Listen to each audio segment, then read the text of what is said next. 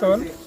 এই বছরও আমরা সাবরুম কাঁঠালছড়ি ৯ নম্বর ওয়ার্ডে আসন্ন দুর্গাপূজা উপলক্ষে আজকে আমাদের মধ্যে একটা বৈঠক হয়েছে। বৈঠকে আমরা সিদ্ধান্ত নিয়েছি আমরা দুর্গাপূজা করব। আমাদের ১,৪০,০০০-এর মধ্যে আমরা বাজেট করেছি।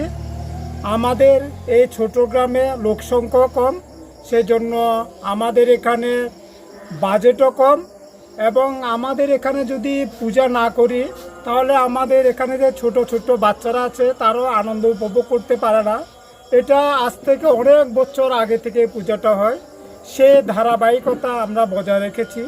পাশাপাশি এই গ্রামটা সম্পূর্ণ বাংলাদেশ লাগোয়া, আমাদের পিছনে 50 মিটার হবে না তার কাটা, লোক সংখ্যা কম, সেজন্য আমাদের এখানে কিছু প্রতিবন্ধকতা আছে।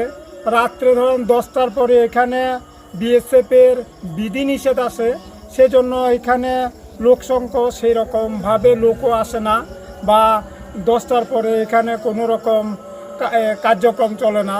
তাই আমরা চাই ছোটোখাটোর ভিতরে এখানে আমার বাচ্চাদের মনোরঞ্জন বা আমাদেরও মনোরঞ্জনের জন্য ছোটোখাটোভাবে আমরা পুজোটা করে থাকি।